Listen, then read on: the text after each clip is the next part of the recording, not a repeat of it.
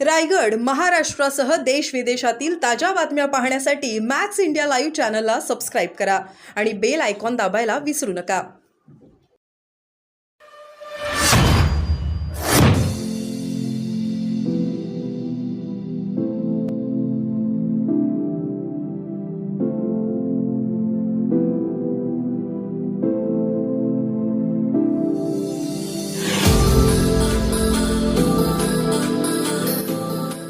निकाल हाती आलेले आहेत. अनेक दिग्गजांना या निकालात धक्का देखील बसलेला आहे.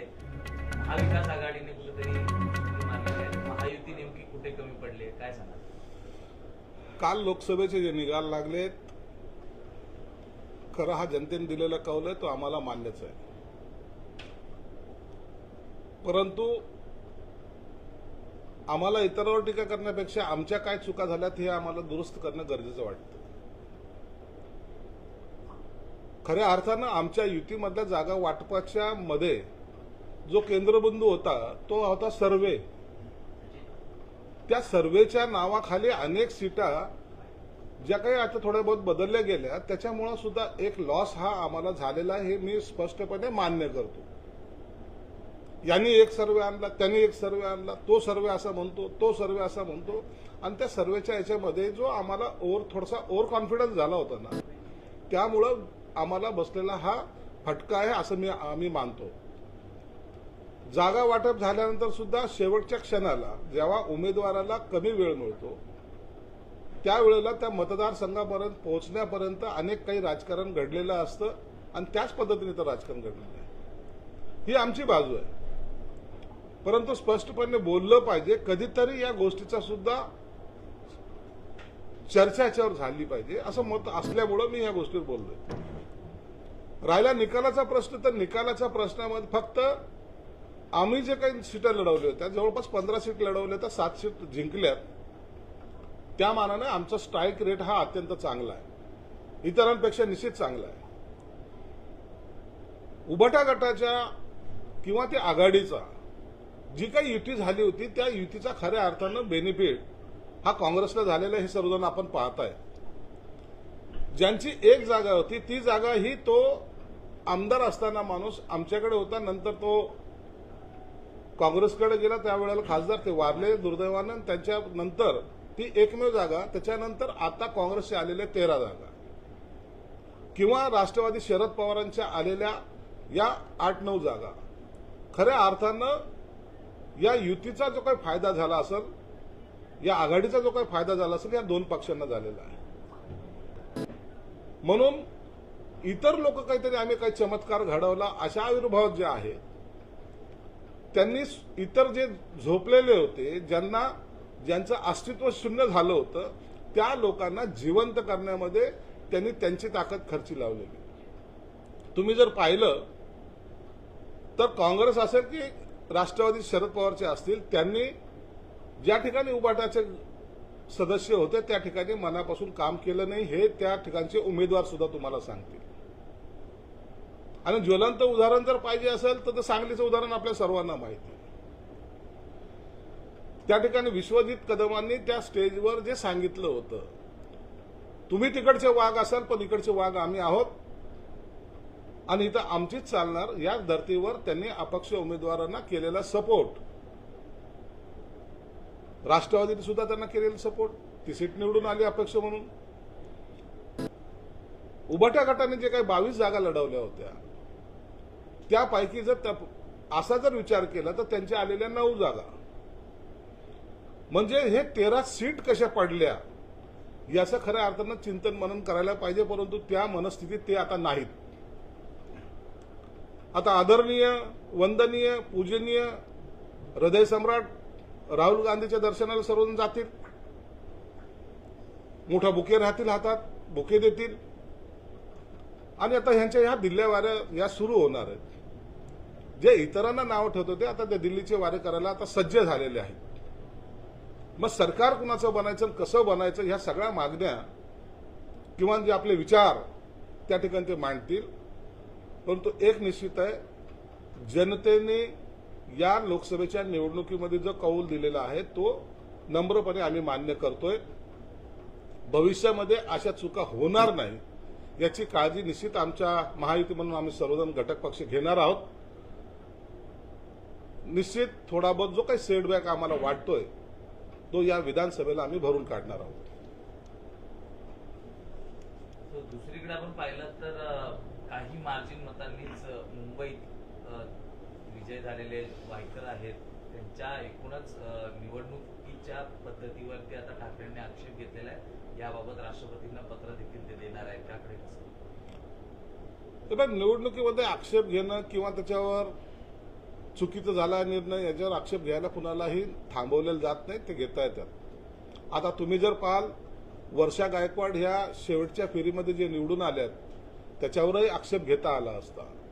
53,000ची उज्ज्वल निकमला असलेली लीड ती अत्यंत कमी होऊन अवघ्या काही मतानं वर्षा गायकवाड निवडून आली, त्याच्यावर तो ऑब्जेक्शन घेता येईल. परंतु ह्या प्रोसेसचा भाग आहे. कोणी ऑब्जेक्शन घेतलं, जर त्यांची बाजू सत्य असेल तर निकाल त्यांच्या बाजूने लागेल, आमची असेल तर आमच्या बाजूने लागेल. म्हणून त्याच्यामध्ये एवढं ऑब्जेक्शन घेण्यासारखं काही नाहीये. पण तरी एक मनाचा समाधानासाठी हे सगळं प्रोसेस चालत असतं. नाही, पण महायुतीमध्ये भाजपवर शिवसेना नाराज आहे का? कारण ज्या पद्धतीचे सर्वे तुम्हाला देण्यात आले, बऱ्याच ठिकाणी उमेदवार बदलायला लावले. दक्षिण मुंबई शिर्डीसाठी उशीर केला, रामटेक, हिंगोली, यवतमाळ उमेदवार बदलायला लावले. याचा थेट फटका पडला. अन्यथा 13 पैकी 10 ते 11 जागा तुम्ही जिंकल्या असता असं वाटतं. जर स्टँडिंग खासदारांनाच उमेदवारी दिली असती तर फरक पडला असता.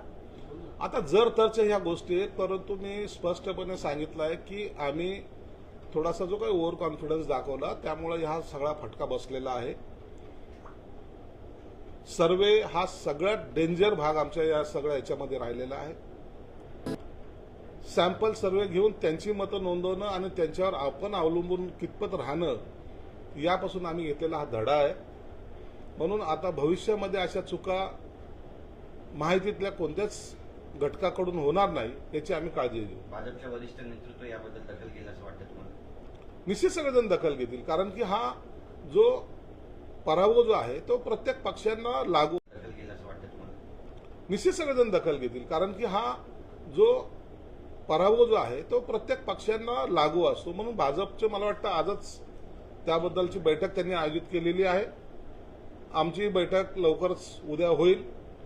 आज माननीय मुख्यमंत्री नरेंद्र मोदी साहेबांना भेटायला जात आहेत आणि ते आल्यानंतर या आमची सुद्धा एक बैठक पार पडणार आहे. पण मुख्यमंत्र्यांचा जो स्टँड आहे तो या संपूर्ण प्रक्रियेमध्ये आणखी जास्त त्यांचा जो दावा आहे तो मजबूत होताना दिसतोय का?